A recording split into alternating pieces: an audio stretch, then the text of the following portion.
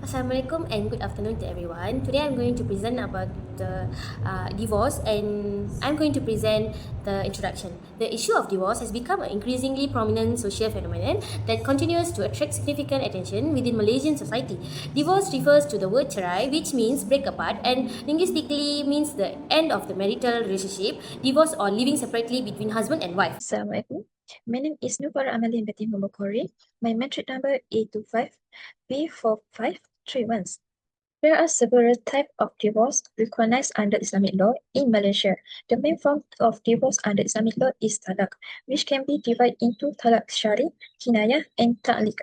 For talaq syari, refers to a divorce pronounced using clear and direct words. Talaq kinayah involves indirect or unclear words. For talaq ta'liq, refers to a conditional divorce based on certain actions or conditions set by the husband. Next, fasad refers to the dissolution of marriage by the authority of a judge based on reason recognized under Islamic law. In Malaysia, fasad is usually applied when the husband commits misconduct such as neglect, injustice, or abuse toward the wife. For the last of the type, divorce is lian. It occurs when a husband accuses his wife of adultery or denies the legitimacy of a child, but fails to prove the accusations with four credible witnesses. Linguistically, lian means curse or decency, and legally it involves a sworn oath. Assalamualaikum warahmatullahi wabarakatuh and good evening. My name is Narashima Beti Zawawi, metric number A2584793. Today, I would like to present about the concept of divorce and marriage in Islam and also the factors that lead to divorce in Malaysia. In Islam, adultery is strictly forbidden, but marriage is allowed. Marriage is not only about social importance, but it's about a responsibility that needs to be carried by the Muslim. Marriage is a big worship in Islam. Marriage is highly valued in Quran and Hadith. Divorce are legal and permissible, but the most hated by Allah Subhanahu wa Taala. Any Muslim couple shouldn't make divorce as their final solution. The decision of divorce is under the husband's hands. Next, the factors that lead to divorce in Malaysia. This is the most common factors that lead to divorce in Malaysia. The first one is lack of misunderstanding. Most of the marriage couple in Malaysia divorce because of lack of understanding with their partners. The second factors that led to divorce in Malaysia is lack of religious guidance. A marriage that built not under the religious guidance will be easily broke up because they don't understand the religious wants in a marriage. Not only that, finance conflict also the factors that led to divorce in Malaysia. Next, the factors that lead to divorce in Malaysia is cheating behind their partners. This is the most common factors that happens in Malaysia nowadays. Most of the partners can't control their self, so they cheat on their partner.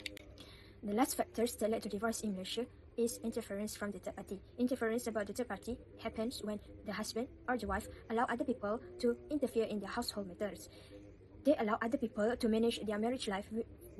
For example, the husband allow their parents to manage their family financial, which this can make the wife hurt. Assalamualaikum, my name Khairunisa Atira binti Rosnizam, number matric A25A4783. Today I want to talk about why this issue is inefficient in the context of Islamic teaching and community life. First, significance of divorce in Islam. Second, help to protect individual rights. Next, preservation of the family institution. In addition, impact of divorce on society. And lastly, long-term social consequences. In this part, I will talk about the effect of divorce in family, economy, moral value, and social life. First, divorce can affect family with emotional pain and conflict. Role in family can change. Children may feel confused or insecure. Second, it can affect economy. With financial stress, single parents face high living costs and reducing household income. Next, divorce can affect moral value which challenge traditional values, affect responsibility, commitment, and weak family unit. Lastly, divorce can affect social life by social isolation, loss of support network, and difficult building community ties. That's all for me. One of the main principles in Islamic law is that divorce is not allowed but encouraged. Islam permits divorce when a marriage cannot be saved. but it discourages divorce without strong and valid reason. Next, divorce must be based on reasonable and valid grounds. Divorce cannot be carried out at will or based on emotions alone. It is only allowed in situations such as continuous conflicts, oppression, or when either the husband or wife fails to fulfill their responsibilities. Another important principle is that divorce must be carried out in a good and ethical manner.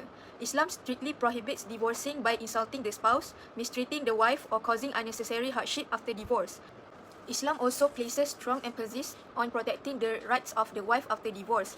Even after the marriage ends, the husband is still responsible for certain obligations, such as providing maintenance during the iddah period, accommodation and mut'ah, which is a form of consolation. The iddah period is compulsory after divorce. During this period, the wife must wait for a specific time to ensure that she is not pregnant, to safeguard lineage, and to preserve her dignity. This waiting period also provides emotional space during entering a new marriage. Islam allows remarriage during the iddah period if the divorce is the first or second divorce. In such cases, the husband may reconcile with his wife during the iddah period without the need for a new marriage contract. Assalamualaikum. My name is Nur Shahada binti Azmi. My number matric is A25A4805. The next point is marriage is a sacred and noble bond. It is a trust that must be well cared for by both husband and wife. Divorce is allowed only if the marriage causes harm, but it is not encouraged. This is based on the principle la dara wa la dira, which means Islam prohibits any form of harm in married life. Next is divorce has various laws in Islam. Sunat divorce occurs when reconciliation fails between a married couple. It happens when the couple cannot fulfill their responsibilities and right properly. The next point is Islamic law also recognize wajib divorce, which means an obligatory divorce. According to Ibn Abbas radhiyallahu anhu, divorce is the husband's right, but it becomes obligatory if staying in the marriage causes harm to the wife. This obligation may be carried out by the husband or enforced by a Sharia judge when serious harm occurs. Finally, Islam also recognizes harus divorce. As mentioned in Surah At-Talaq verse 1, divorce is prescribed for those who need it. Harus divorce is allowed in Islam because it does not cause sin. It usually occurs due to minor but prolonged disputes such as frequent argument over household matters like financial management. Differing scholarly opinions on divorce issues affecting Muslims today. So, there are several factors that bring the action of the divorce, said by the Islamic figure, which is one of them is cheating, especially on the husband's side, that cheating on their wife. Cheating by the husband is always caused by these factors such as immaturity, self-doubt, and lack of support from their wife. However, there is no acceptable reasons that a husband can cheat their wife and make a divorce because of that. Different scholarly opinion of the divorce issue affecting Muslim today. Not to get known specifically about the falak and the hukum. Any of the factor of the divorce that's been stated before, then divorce process can be continued. If there is a case that the husband does not want to divorce, then the wife is certainly justified by the Sharia and can approach the proper legal authority to help the divorce of the marriage. Imam Faqih al-Din al-Zailal al-Hanafi mentioned a princeless act for the purpose of divorce. Then because marriage governs the interests of both their worldly and religious pursuit, Allah Almighty legislate marriage for the benefit of His slave. Thank you. The ways of Muslim can apply. Firstly, make Rasulullah SAW as a role model. Include that practice the sunnah of Rasulullah in guiding family. Second is Muslim apply divorce laws today by upholding Islamic values such as justice and dignity. Divorce is allowed through talaq, khula, or fasaq as a final options and is managed through the Sharia court to ensure fairness, protect families' rights, and maintain social well-being in line with pragmatic Sharia. The next point is Islamic classical law emphasizes reconciliation before divorce. Viewing divorce as a last resort, it establishes structured procedures such as iddah, waiting periods, family mediation, and community involvement to allow reflection and possible reunion. These practices reflects the belief. One of the main misunderstandings is the belief that a husband can divorce his wife freely without any restriction. In reality, Islamic Sharia places a clear conditions, manners, and responsibilities on divorce. A husband is prohibited from committing injustice and is required to protect the rights of his wife, including maintenance and fair treatment after divorce. This lack of understanding causes Islamic divorce law to be viewed as unfair or biased against women. Another challenge is confusion between cultural practices and Sharia principle.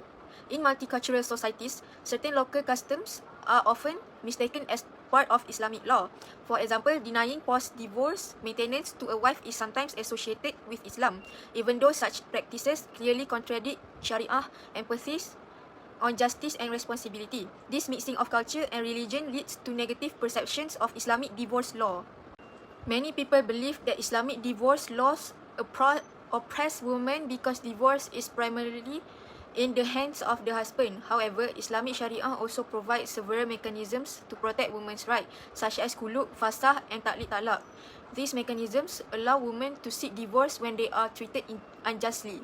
Unfortunately, a lack of awareness about these provisions creates misunderstandings about Sharia justice. In multicultural and plural societies, the implementation of Islamic family law may differ from one country or state to another. Differences in court procedure and faith interpretations can create confusion and give the impression that Sharia law is inconsistent. However, these differences are actually allowed within the scope of ijtihad, which reflects the flexibility of Islamic law. Another major challenge is the low level of public understanding of Islamic family fiqh. Without proper education, Islamic divorce law is often judged based on isolated cases or media portrayals rather than its true principles, which emphasize justice, compassion, and protection for the oppressed party. Challenge of globalization. Globalization has affected divorce issue in today's society.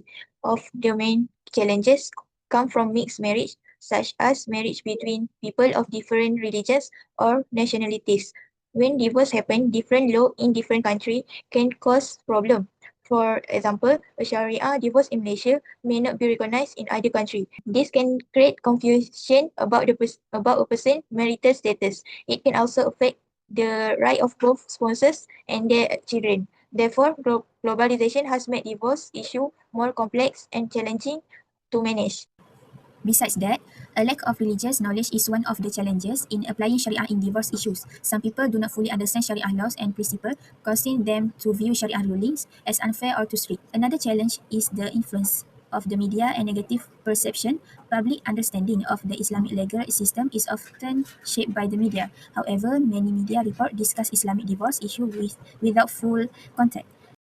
One effective solution to reduce divorce is implementing premarital causes before couples enter marriage. These causes prepare couples with early exposure to real marital responsibilities, expectations, and challenges.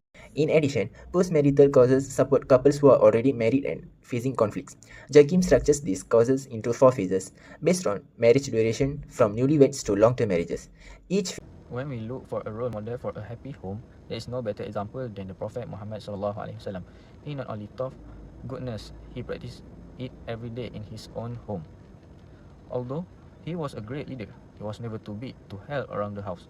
Okay, this is the end. The conclusion is most of the effects of divorce are depend upon life before the divorce. A more unhappy home life will result in a continually unhappy one. A family that is very close prior to the divorce will probably stay relatively close after the divorce. Ultimately, while divorce marks the end of the one chapter, it also opens the door to resilience, healing, and the possibility of a more balanced and fulfilling family life.